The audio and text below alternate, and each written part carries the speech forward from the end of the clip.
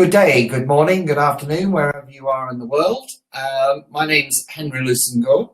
I'm director of the Festival for Change, and I'm welcoming you to our first career session with David Leech here, who is a very experienced HR expert who's been working in HR for the whole of his career, and he's going to present 4 topics over the next 2 or 3 weeks. Today it is careers in the 21st century, and once he's talked for about 15-20 minutes, then we'll have a Q&A and then a discussion, an open table discussion. So I look forward to hearing your thoughts after David's, and I'll just leave David to get going. Thanks very much. Great, thank you, Henry. Well, hello, everybody. One of the things that I've done over my career has been to create many PowerPoint presentations. But although, as Henry says, I'm an expert, I'm not much of an expert with PowerPoint. And fortunately, the technology is letting us down a little.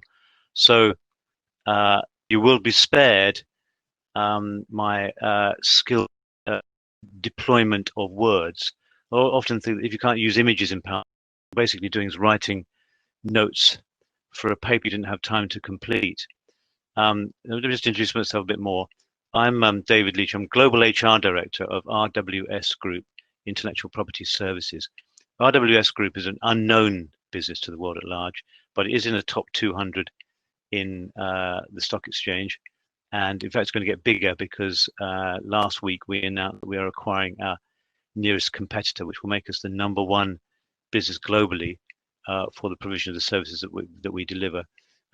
Intellectual property services slightly needs what we do, essentially translate people's patents and register them across the world in the countries and the languages where they need to be registered. And in the last 20 years, we've won 5 Queen's Awards for export. Now, I only joined 2 years ago, so I can't claim the credit for very much of that.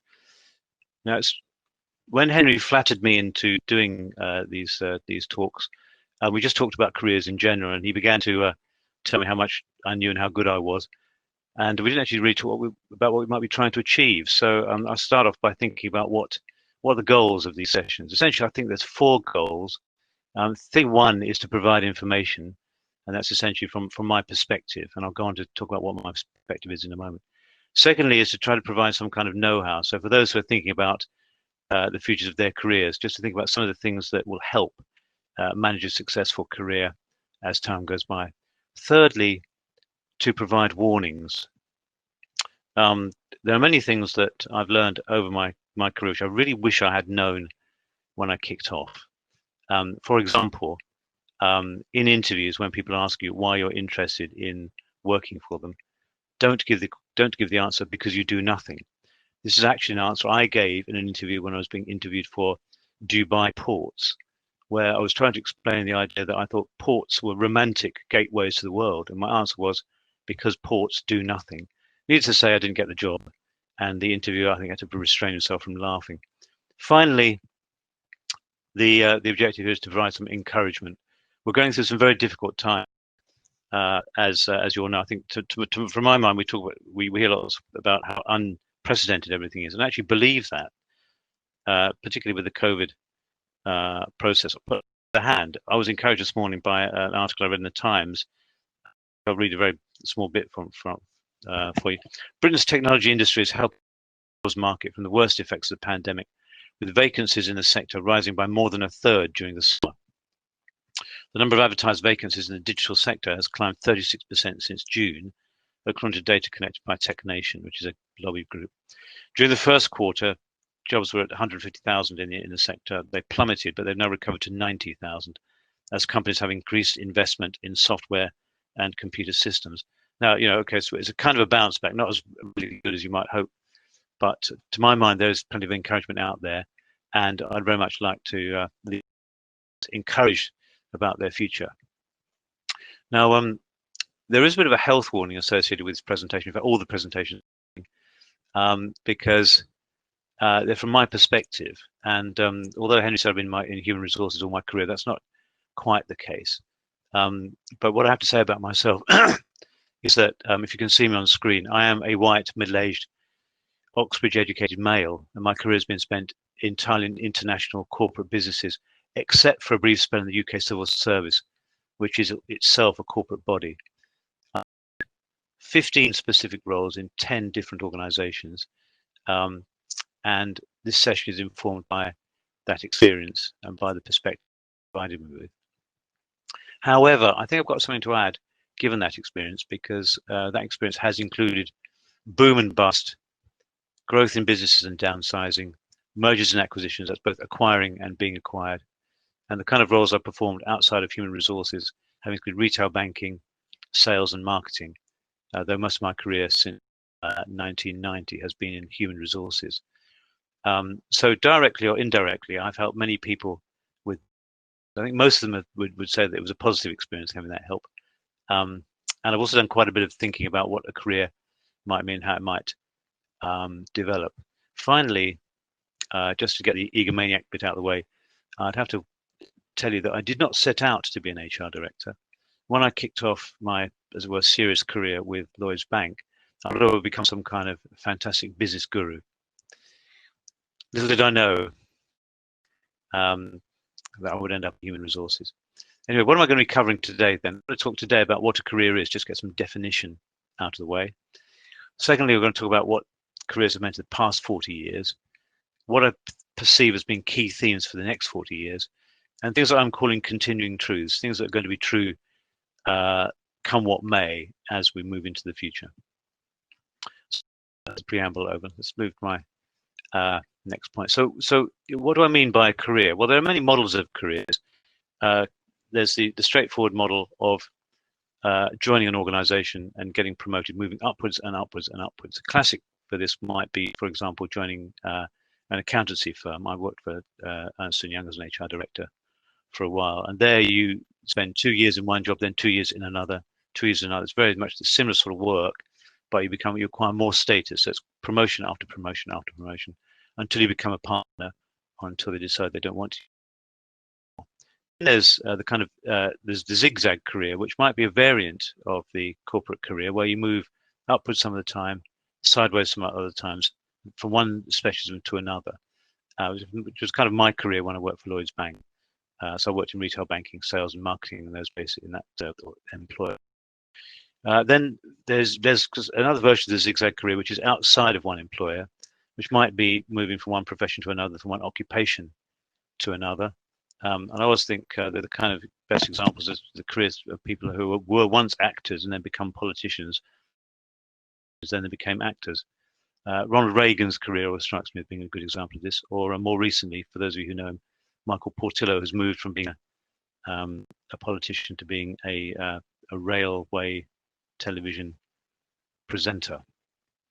Then the final model of a career, which I think is extremely common, is basically the career where you have the same title from at the outset as at the end. So, for example, doctor, lawyer, plumber, gasman, and so I'm having my roof done just now to cure the leaks in it, and the guys doing my roof are long-term professional roofers. That's their profession, and was at the outset, and will carry on, I guess, for many years. They're quiet. I'm looking out the window there. If you can see me, to look at the scaffolding outside my my study window. Although those jobs don't change in title, they obviously do change in terms of content, the learning undergo to stay competitive in that kind of a world. So that's my view of what kind of a career is. But then there are other pressures upon the career manager. Number one, there's what you might call cultural expectations, what your family might expect. Are you going to follow in the family footsteps?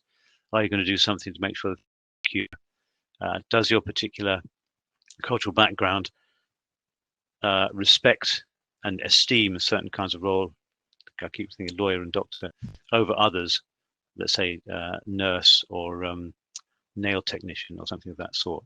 So you get pressures from family and so on. When I joined Lloyds Bank, my friend who used to work for NatWest tried to put me off because he thought that it wasn't a great idea to work for a retail bank. his experience at NatWest was much less positive than I got a really good career path, and I got a new job every 2 years, which was enough to satisfy my ambitions and impatience. Finally, though, there's a question of what you might want yourself. So there's your personal desires. Do you want job security? Do you want excitement? Do you want achievement? Do you want to be dependent or independent? And I once interviewed the CEO of Centrepoint, which is a charity dealing with youth homelessness. And I asked him, he had quite an interesting business career and got into charity. And I said, well, why are you doing this job? And he said to me, well, David, I always wanted to run my own train set. And I guess for many people, wanting to run your own train set is a good summary of where you want to be in life. When people interview me for jobs, I always tell them that I'm looking for interest. Is the job interesting? In that case, I'd like to do it. It can reveal to people that I'm actually desperate for work, but that may be an answer that gives me away anyway. So anyway, that's my view of what careers are in general. Going on in the last 40 years, well, I'll split it up into things that haven't changed and things that have changed. What changed? Well, even though very big organizations fail and disappear or don't change with the times, people like Kodak and so on, we still have a world which is dominated by big corporations, Google, Amazon, Netflix, Apple, and so on. And they offer large amounts of employment, bureaucracies, structures, and so on. And to a certain extent, quite a lot of security, providing you buy into their ethos. Many other things have not changed either. We still have the law, we still have accountants, we still have buildings that need to be built, which means architects, builders, people with all kinds of trades and skills. So in one sense, there are things that haven't changed a great deal. Indeed, I spoke to one of my children about this talk, and I asked him how he had got a job. He's recently, so 2 years ago, got himself a job with Argos in their IT department straight after doing a degree at University Southampton. And I said, how did you get the job? He said, well, I applied for it online. I had to do a test, and I had an interview. Then I ended up being invited to a place and going through a kind of assessment process. And that was pretty much exactly how I got a job with Lloyds Bank many years ago. So to some extent, things have not changed. On the other hand, jobs have been affected in ways by things like automation. There are new types of jobs, new kinds of systems. Society has developed. We're much more connected now. We share a lot more, and that has changed the way we interact with each other. Indeed, I can see when you look at automation, there are many new jobs which did not exist before. We talk a lot about new jobs that will exist later on. They can be quite scary, though, especially when we have expert systems, as they're called, which are affecting how people who previously highly respected for their skills were doing. For example, surgery. The world of medicine is being invaded and taken over by expert systems, which can perhaps undermine the status of doctors. So I think many of them begin to find that it's very helpful. When I joined a bank back in 1985, to get a loan, you had to give information to a human being who would then make a judgment on your creditworthiness and whether they could trust you to repay the money. Within about 4 or 5 years of my joining, the people have been replaced by machines. The technology could assess you, would credit score you, as they call it, and your job as a bank clerk was to do something totally different around sorting out the paperwork, providing insurance and advice on some of the issues connected with that. And there was a lot of concern that this would be de-skilling and making people's jobs obsolete. But in fact, banks continue to grow and to be viable businesses and to employ large numbers of people. Finally, I think another thing that has changed is the what you might call the power of the employee. Again, back when I joined a bank, it was perfectly reasonable for an employee to be picked up from a branch in Swansea and sent to Newcastle if there was a shortage there. And people went. The amount of objection in the 1960s, 70s, and 80s were quite low. Nowadays, people are much more willing to negotiate or to see themselves as having some kind of life and some kind of value beyond the employer's estimate of them. So we see a change in the way the relationships between employer and employee are played out. And so the issues of loyalty and expectation come to the fore. I've often heard that the current generation, millennials and so on, are sort of footloose and fancy free and want kind of different things from what their parents wanted. I'm not sure about that. I think that probably the parents want the same kind of things that millennials want. The difference is that perhaps the parents were a bit more reluctant, maybe even afraid to say it. And it's quite encouraging to see that people are now more demanding of what they want from employers. Nevertheless, employers do want their pound of flesh. So what do I see then as coming in the next 40 years? Now, this is quite a tricky one, I think, because having read that wonderful Super Forecasting, I realized that if you attempt to forecast more than 10 to 15 years ahead, you're a bit of a mug. But so I'm going to draw on somebody else's work, at least for some part of this. I don't know how many of you have heard of a book called The 100-Year Life, but 100-Year Life is a key thing, it seems to me. It's based on the assumption that despite some of the health challenges we face today, and literally now, anybody who's 18 today has a 50% chance of living to 100. So there are many implications, I think, of that, particularly for careers, but equally, obviously, for population and for health. The length of people's lives is increasing, but not potentially the length of their healthy lives. And as populations get older, and we can see this in places like Japan now, as populations get older, the demands for care are increasing. So it means the care sector is growing or has the opportunity to grow. But being a care worker is not exactly a highly paid profession, and care businesses are constantly looking to manage their costs to make sure the people they're looking after can be accommodated, and that they pay people adequately. But it is not necessarily a high status profession. I think that may be a change that we need to look at, to see that caring is a highly regarded thing. It may vary from society to society, from country to country, but I think certainly within the UK that's something of an issue. But outside of our health needs, there's also a question of what 100 years life might mean for your career. Could you bear to do the same kind of role, work in the same kind of organization for, let's say 40 or 50 years? Once upon a time, there was the job for life.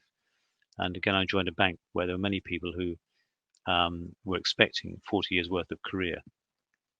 That doesn't really exist very much at present, although my current employer does have something like 1/3 of its population having been with the organization more than 10 years, which is quite rare. My previous employer had about 1/3 of the organization hanging around for about 5 years and then moving on.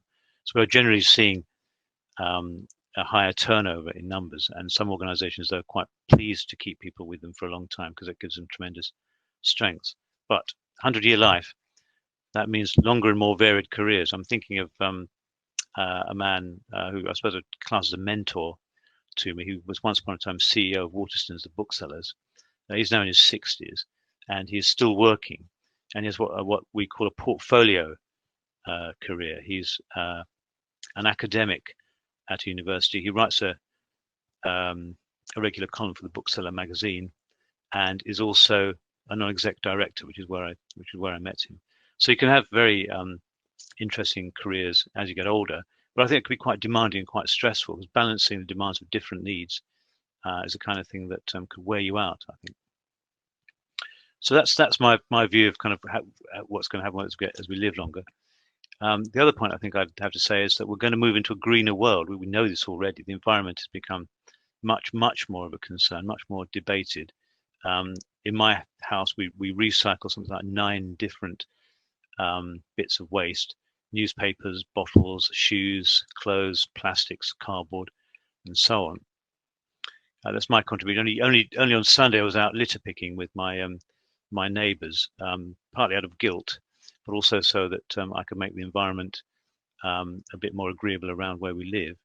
And having done the cleaning of one bit of the place we live in, I went out for a run the other day and saw lots of bits we'd missed, and started picking them up. So I feel my green credentials are impeccable just now. But being more serious about it, the green world is going to create lots of employment opportunities. And I looked this morning at a website called greenjobs.co.uk, and I looking at different types of roles, different kind of job categories, and you can get work in offshore wind, in turbines, in energy storage, in air quality improvement, in all kinds of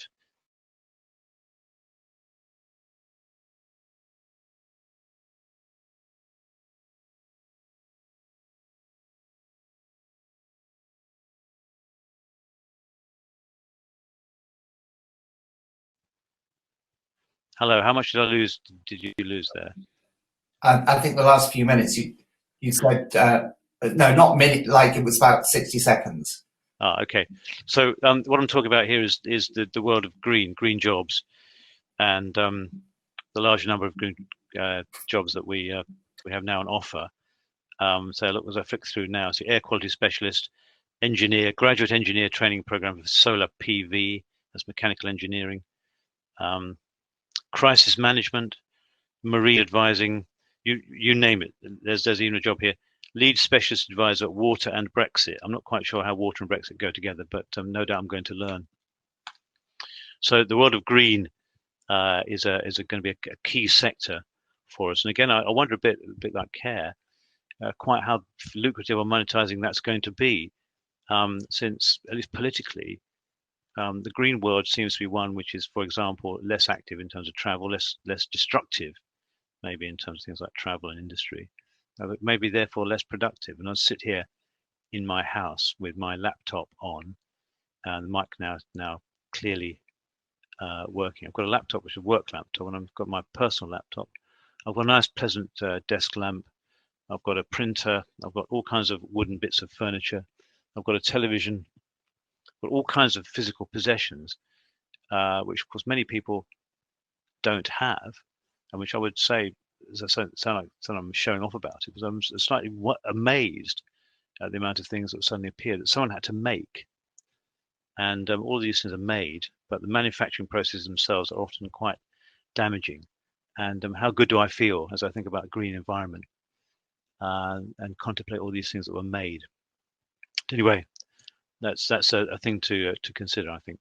So that's my kind of view of kind of areas that might affect careers in the future. And finally, I want to talk briefly about what I call continuing truths.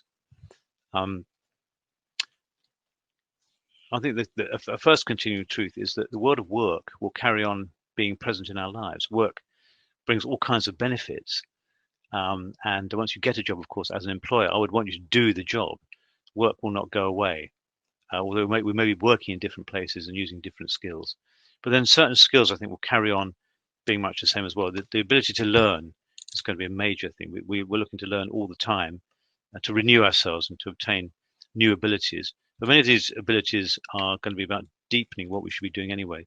A lot of what I do, and I think probably what many people do in work, is work with other people. So it's about being able to get on with other people, to influence, to sell, for example, and also to lead, which is to persuade others to do things.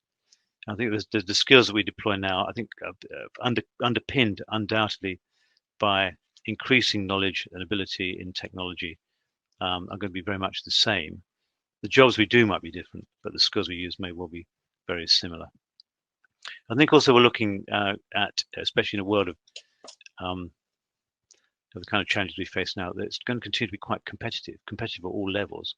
We can see, competition in businesses, but there's also competition for jobs. And again, I'm delighted to see that jobs are growing again. I can't remember what became of all the people who are beat to various jobs. But one time I got a job and was told that I'd beaten off 115 others. I wonder what became of them.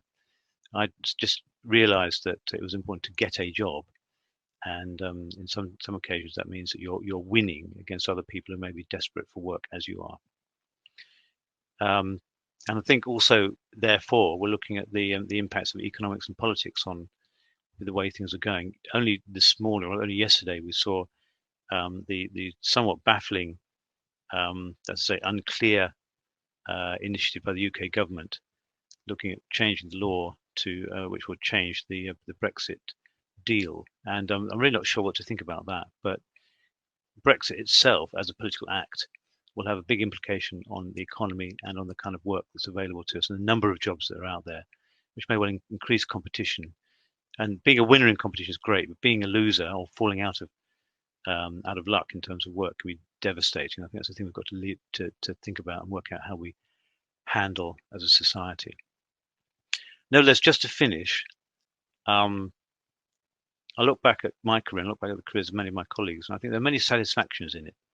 And if you can learn, get the kind of work that satisfies you, and move forward, there are many pleasures and satisfactions to a successful career.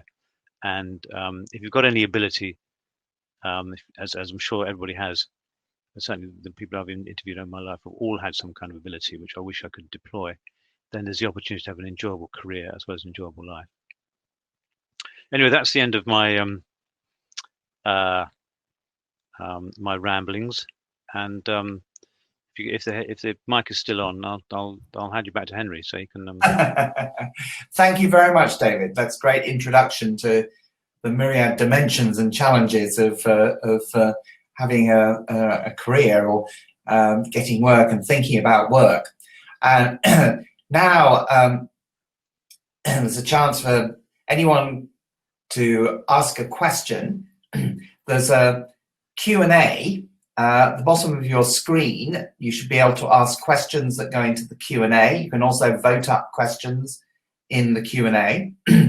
And we'll also look to bring some people on to the stage. Where do you see your future career? What are your worries? What are your concerns? Particularly, obviously, in the current circumstances. What are the topics that really matter to you? I mean, David, it is a particularly worrying time. I mean, you've got young children as well. Presumably they're, well, not so young, whatever, but are they more worried, do you think, than you were when you started out? I did not dare ask when I interviewed my second son, about how he got his job with Argos. I didn't dare ask him whether he was worried or not. And in fact, he had a right moan to me the other day because he's in lockdown. He can't go into work, and he was complaining that he didn't join a business to work on his own. So what I think worries people might vary in the current situation. So my two elder children, both sons, have now got jobs, and we are now fretting about our daughter, who's just finished her second year at university, is currently, even as I speak, probably consuming a certain amount of my broadband power by doing an internship. And we wonder what she might want to do next, what might be available to her to do next. So she's doing an English degree, and as you look at things like green jobs and the way that economies and jobs develop, you wonder about what the attractiveness to an employer is, or someone with basically a humanities or an arts degree, because they may well be not regarded as terribly practical. Back 30 odd, 40 odd years ago, when I was looking for work, you were a university graduate. You thought, well, I thought I was God's gift, and the kind of processes that came your way included accountancy firms who were looking for just kind of what appeared to be any kind of graduate with talent. But I think that's narrowed to some extent, and scientific or mechanical type degrees are probably more at a premium than they used to be, where having an arts degree was a rather superior thing that people would seek after. You might go to become a politician or prime minister or whatever. Yes. Well, as you recall, Henry, we I don't know if you ever recall Boris Johnson strolling up and down the high street with his college's gown on back at Eton, but I remember him vividly, and little did I realise where he might end up. Yes. So one question we got here is, you've not mentioned place. Where in the world do you go for work? I mean, do you think we're going to have to move around internationally? I mean, for instance, I know my daughter just is trying to qualify as an architect, and traditionally, I think architects have often ended up in the Far East more recently because a lot of buildings being done there. I mean, you know, as China becomes more powerful, I think there's going to be more and more people moving overseas. Well, that's a great question. Having talked about green issues, I think if, as it were, business commuting becomes a thing of the past, then people will have to relocate and stay in places. Whereas, you know, you might, let's say as an architect, or I don't know, as an engineer or something, but I have a person who works for me whose husband is exactly that. And he travels for his work at Great Deal, and he travels to China. But he comes back to Gerrard's Cross to live. But we may well see. I think that's a great thought. Actually, that opens up all kinds of prospects of like migrations, I guess. Large numbers of people with technical skills looking to move. But the other side of it, I think, is again what's happening at the moment with my business. I look after 400 people in Gerrard's Cross. We're gradually repopulating our office, having vacated at the end of March, and I've had conversations with people via Teams on screen where the technology is perfect, and it turns out that they have moved to another. And one guy indeed asked me if we would be prepared to let him live with his wife in Austria forever while doing his job. And many jobs can be done from anywhere. Now, the question might be, can they be done effectively from anywhere? But it's certainly the case. I think we're looking at a dispersal of workplaces, and also I think a realization, slightly chilling realization, that's what I read about the other day, which suggested that all those office-based communities who would commute into cities in the West might be in big trouble when the world realizes that you can have cheaper people with the same skills who don't commute at all in countries where the cost of living is less. Now that's. I mean, I've interviewed someone recently who'd written a book where he saw two of the major impacts. Was obviously one was automation, which obviously is well known and worried about, but the other was this fact that people could be employed anywhere in the world and work from there. And obviously, this was before COVID-19. And that has obviously multiplied that possibility by 10. So if someone can work from home, why not have someone working from India or China? I think that's right. And this was being before kind of COVID brought it all into relief. I found myself reading a paper the other day that was written in 2014 on the subject what was known as blended working. And the thesis was essentially that this kind of working suits some people, but not all. And that indeed is our experience with our workforce. So, for example, if your work is based upon high levels of competence and high levels of autonomy, then home working probably suits you because it's kind of everything's down to you and you're quite self-contained. However, if you need structure and a certain amount of social contact to get your work done effectively, then remote working is less good. And I think that actually says that story says that the future of common workplaces, it may not be the office in the way it used to be, but it might be local common workplaces. It's still quite bright because human beings are sociable above all, and I think as many people reported, on-screen contact doesn't necessarily promote effective understanding or communication. So it doesn't promote sort of the warmer side of human relations like empathy and sympathy. And also it's quite draining, but it certainly undoubtedly will suit certain types of people, and they could well be working in India, China, or wherever. And there's a question, this is related, how much does more working from home make a difference to how people view work? So does it change people's relationship with work or how they see it? Have you seen that over the recent? Yeah. I think I did not enjoy myself working at home, and what it does is it invades the norms of your life. And although it's quite pleasant, actually, my father used to come home for lunch when he was working locally, and I would go home for lunch. In fact, I would leave the study and go next door where my wife has prepared a sandwich. That's incredibly pleasant. But by the end of the day, you're filled up with your work grief, as it were. And I decided I would not go straight from my study to my living room, but actually would go and I would effectively do a commute. I would walk around.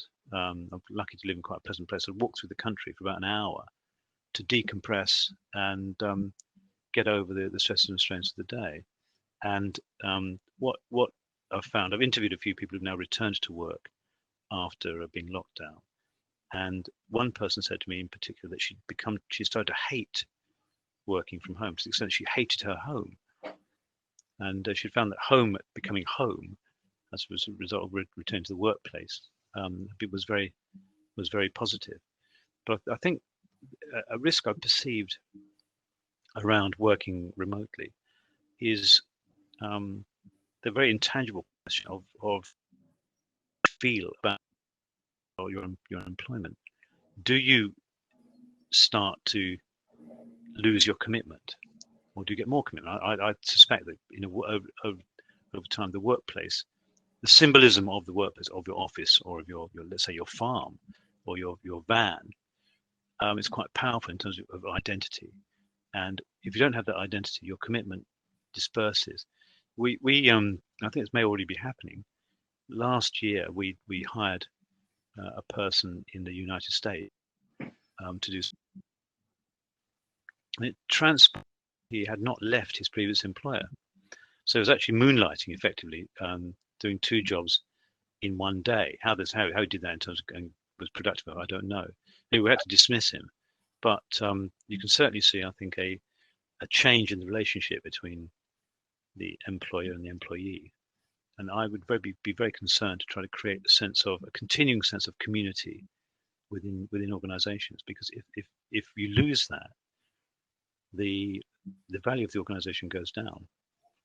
Now that's very interesting, idea of community. Let's go. We've got a number of sort of related questions about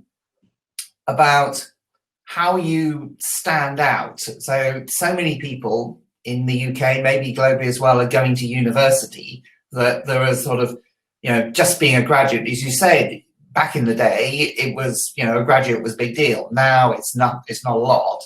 And sort of related to that, someone asked about, do you have a short or a long CV? But, how do you, in with so many people looking all the same, how do you make yourself stand out and be different? Well, I think it's really, really difficult, because last time I was looking for work, I found myself having to do lots of online applications to systems which were quite anonymous, and certainly at the mass end, where organisations are recruiting large numbers of, let's say, graduates for graduate programs, is incredibly difficult, because it's there's no sense of individuality. My solution to this was, wherever I possibly could, I started to avoid online systems, and I would pick up the phone to somebody at the other end in an organization. If I could persuade someone to answer me, I would talk to them. I would do the classic, elevator pitch. Also try and find out whether the job was worth going for. But that's fine at the level of individual jobs. But if you're starting out on a career, I think the key thing is to find a way of presenting your experience as being distinctive. I didn't.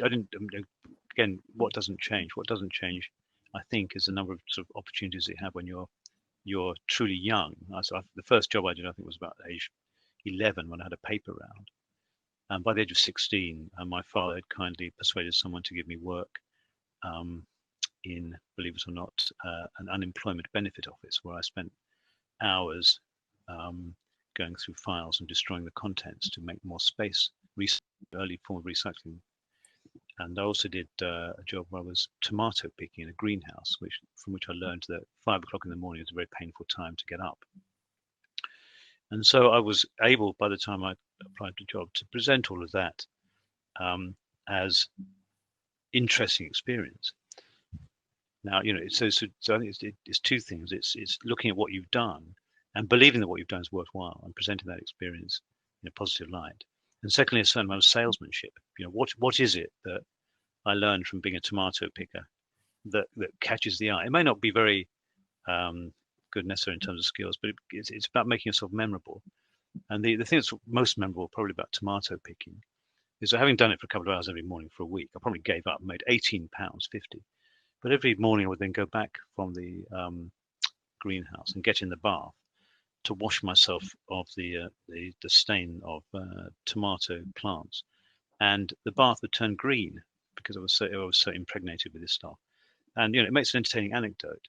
It's meaningless in terms of what it might do to suit me for a job, but it does make me a tiny bit more memorable. As you can think of some guy, some skinny teenager sitting in a bath that's turned green because of the tomato essence that's got into his skin. So again, you know, it's not just purely about what you can offer. It's mainly about what you can offer. It's also about making yourself memorable through things that have happened to you and seeing them as worth telling a story about. Brilliant. Well, I'm now going to bring Jana on stage, who's asked a question: is taking a break from your profession to think about your next step wrong? And because I'd be really interested to hear more about what's behind that. Hopefully you'll be able to join us. 1 second. Morning. Hi, Jana. Can you hear me? Yes, I can. Great. Where are you based? I'm currently based in Lebanon, in Beirut. All right. So what's your background? What do you do at the moment? And what are you thinking about in terms of taking a break?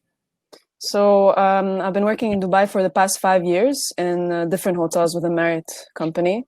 Company? Sorry? Within Marriott. Marriott Hotel? Marriott, yeah. Marriott Hotel. Yeah. So after these 5 years, I decided to move to an outside, to a standalone restaurant. And due to the situation, my employment was discontinued, and I had the choice either to stay in Dubai to find another job or to come back to Lebanon, take a break, and see what I can do. So I got a lot of criticism to the subject, and people were saying like, no, you have to keep on working, you have to maintain the position at least to be able to do something with your life within these few months that there's a lockdown internationally. So I just wanted to see, because I'm still considering to see if I will move to another profession or to stay within my own. And I decided to take a few month break for that. And how has that been? How have you experienced that? I mean, has it changed how you see your career? A bit, because now I'm considering different things. I'm trying to get an online job, like something to work from home, just to pass the time. And at the same time, I reconsidered doing my master's in another profession as well, related to entrepreneurship and innovation. But people think that if you stop working, that means your life has ended. Because, you know, there's like an ongoing clock. Yeah. People think that you have to like keep on striving, hustling, and like time is just trying to catch you from behind. It's interesting that because the gap on a CV was always meant to be the deadly thing, you know, wasn't it? David, what do you think now of a sort of gap in a CV or a sort of... Well, I think when you see a gap in a CV, you just want to know what was going on. Exactly. You know, and of course there are many people who've got gaps in their CVs for reasons of health or for family reasons and so on. I think actually it's interesting people were critical of you because I think it's quite a brave step to take a pause. Mainly, it faces you with a bit of an existential issue. I mean, I've never had the luxury. We'll say it's a luxury to have that kind of pause, but it's thinking about what you want to do. And you know, a lot of the fundamental drivers for me in my career have been basically money and looking after my family. And so a pause, because basically children cost enormous amounts. But for those of you who don't have children, let me exclusively reveal that children are extremely expensive. And so it wasn't always possible for me just to stop and think about things. But actually, as I think about it now, I might have been a bit frightened because, of course, as I make the joke at the outset of the presentation about being a white Oxbridge-educated male. There's loads of expectations that go with that, which I've essentially bought into, and I might well have rebelled had I given myself a chance to think again. So I'm very impressed with you taking the opportunity. And if you think it as an employer, to put myself in the shoes of interviewing someone for a role, I would be absolutely fascinated to understand what someone had been thinking, and I would be very impressed by the fact that someone had been able to as they say in football, to have time on the ball, to put their foot on the ball, and think about what they're going to do next. So I can see no problem with it. I mean, obviously people would be curious to know what the gap was, but a conscious choice is a thing that I would always respect. Yeah. And I suppose now, and you're looking at doing a master's, which obviously, and getting some new skills and direction, I suppose. Is that right? Yeah. Yeah, that's why. Well, that sounds brilliant. Thank you very much, Jana. Thank you. I'm going to now dismiss you from the stage, but thanks for joining us. Thanks. So just a question from Bernard. This is an interesting one. Bernard Thompson. In my experience making employment decisions, I've always focused on character and enthusiasm, basic requirements being sufficient. Now that's actually, I mean, I've seen when I work in DEFRA, the Department of Environment, in the civil service, this sort of change has happened as well, because we used to do recruitment only on competencies and questions about competency. And now they've suddenly discovered actually people's motivation matters.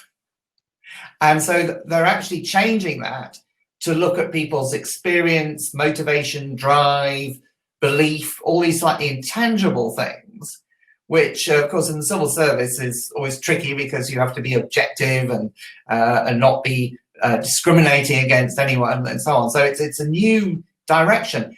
Do you think in the private sector, has that happened? Is there more recognition that that actual drive, enthusiasm, character matters, or has that always been the case? Did you not go down the competency-based approach?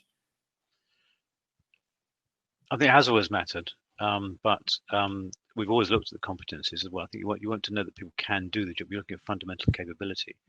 Thereafter, you're looking at things like, as you say, enthusiasm and character, commitment. I interviewed the other day for a role. I'm a trustee of a charity. We were looking at some candidates to join our trustee board, and I interviewed a person. In fact, I was mindful of these sessions coming up, so I asked the candidate kind of what had driven her career. I was quite impressed with the number of people we spoke to who had essentially not had to go out applying for a job, but had found themselves headhunted. And this person worked for Google and all sorts of other things. So I said, well, what has driven your career so far? She said, well, it's basically passion and curiosity. And so that would be the kind of thing that directed her. And she had found her way to some really interesting business at Google. I've got down. I'm looking at my interview notes. Passion and curiosity were two words that she used. And yes, I certainly would want someone to be passionate and curious. I mean, as I say, if you think about my current employers, though, it's very unheard of. And I'm not sure whether many people would tell me they had a passion for patent filing, but it is, on the other hand, an interesting business, and we've got all kinds of fantastic clients. So you may well be very passionate, not necessarily about the content of the business, but about the clientele. And I guess another thing that I find quite encouraging when I'm looking at candidates is how much thought they've given to finding out about the business. I got slightly tired. It's going to be a brief warning in the one of the next sessions I'm going to do, that when someone says, what do you know about my business? Your heart sinks when people say, well, I went to your website. So it's good. You obviously do have to go to the website, but it'd be I always think it's quite helpful if people have shown enough commitment to the prospect of a job with you that they've gone and found out something different. So I guess It's I'm saying yes. That's a long way of saying yes. Good enthusiasm. Right. But it's interesting actually that nowadays, actually to some extent, everyone talks about being passionate. You've got to be passionate, and the passion word is bandied around. Actually, don't know whether anyone is passionate or not. It's another thing altogether, isn't it? I'm just going to bring Kevin up, who asked about a PhD. Hopefully, you can join us. Hi. Great. Hi, Kevin. How are you doing? Hi.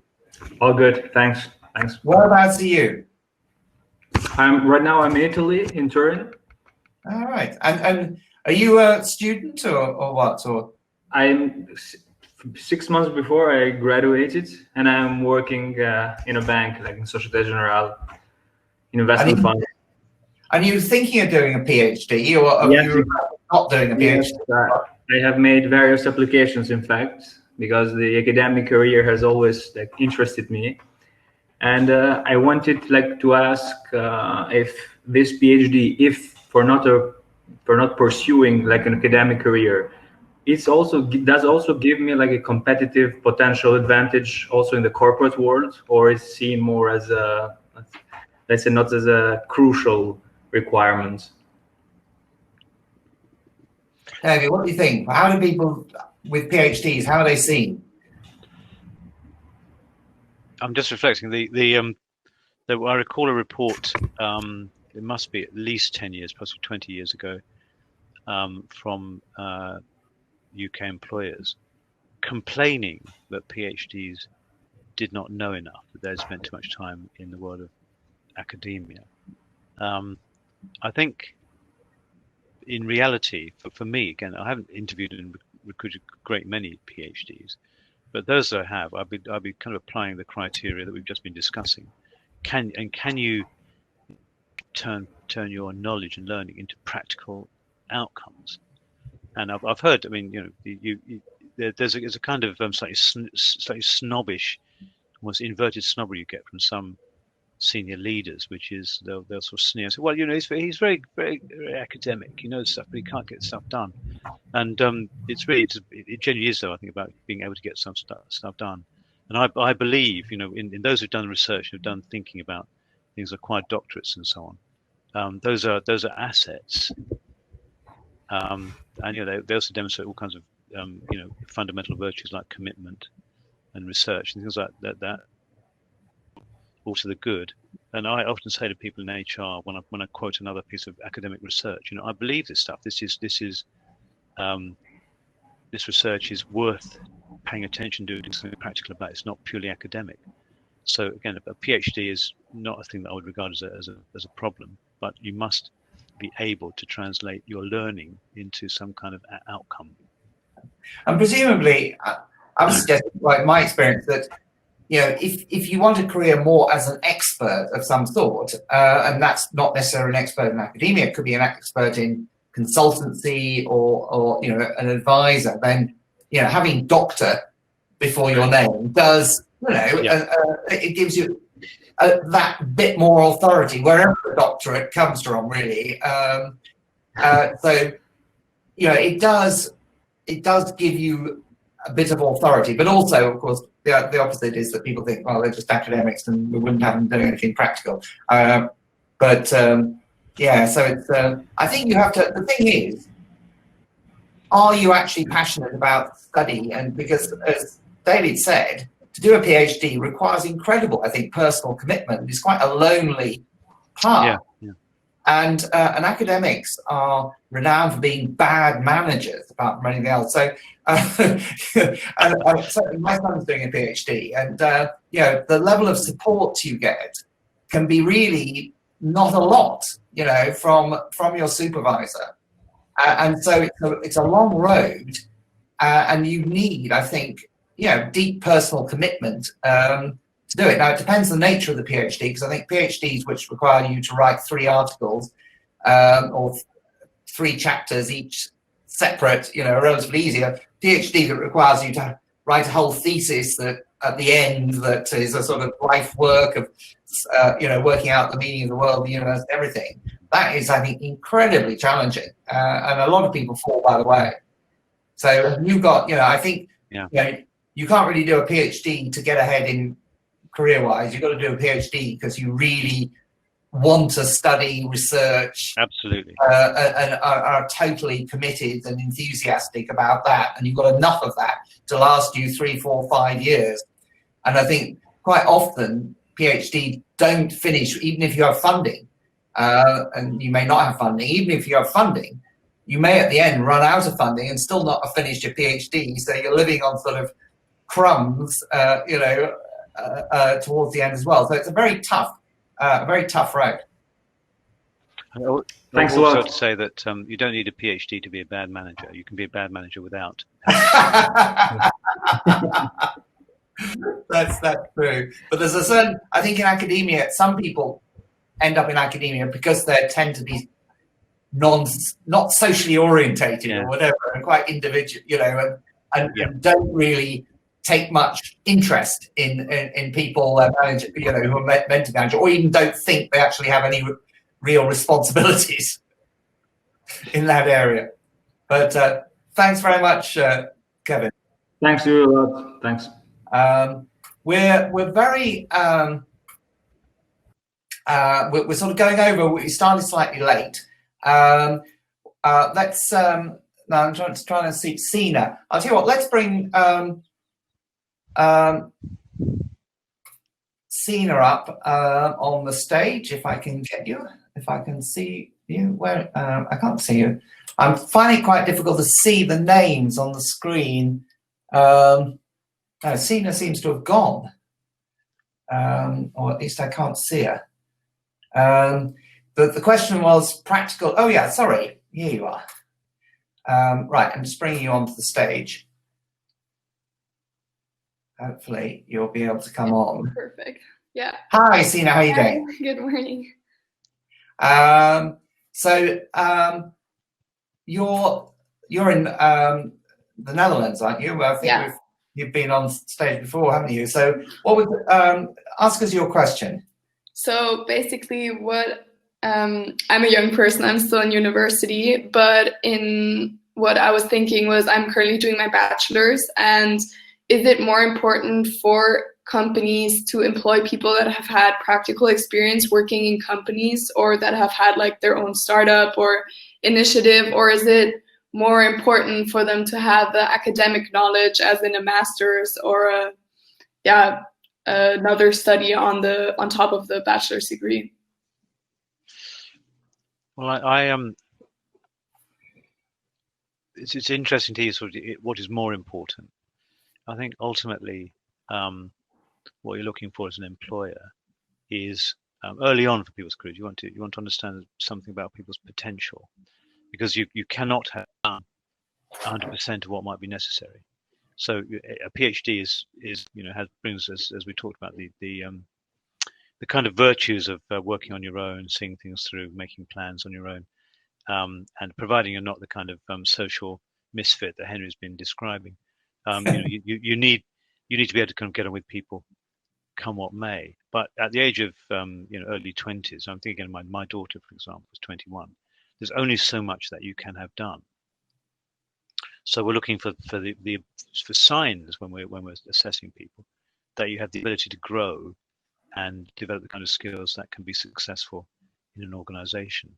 So, as I said, back to the question almost way back at the beginning about what makes you distinct. What makes you distinct, ironically, or ultimately, is what you have got in your past. By definition, your individual experience will have taught you something. And we'll be looking always to find out, can you transmit your learning into something that can be done. I always love interviewing people where they've done something. The application tells you something about something they've done individualistic. You talked about entrepreneurial. So if you had done a startup, that's great. Remember one guy had started himself up a kind of a business selling leisure wear, where the symbol was the at sign.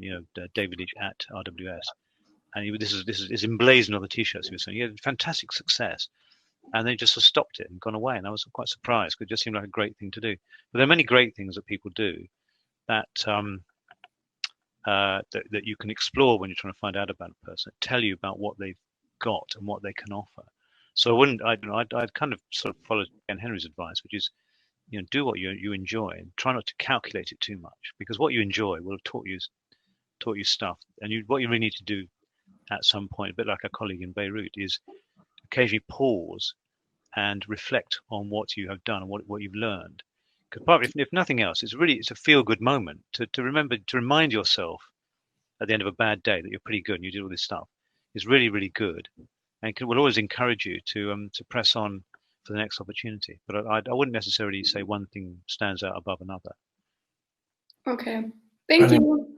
Okay, thanks very much. Now, I think we did have one more question, but I think we've gone well over time and we started late. So what I'd like to do now is just go back to the floor, and people can discuss, what do careers look like in the 21st century? What does environmental purpose, what difference does that make? What choices do you face? And we have got a number of experienced people in the room, a mix.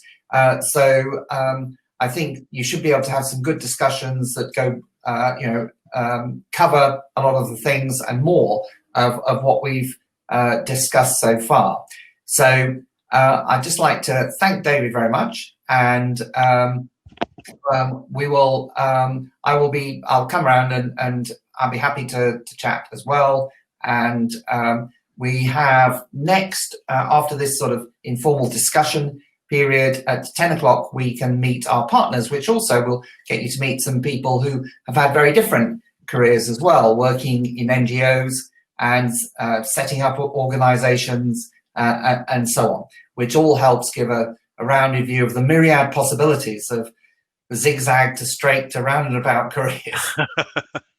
Brilliant. Thanks very much. Thanks very much, David. I'll switch the presentation off now.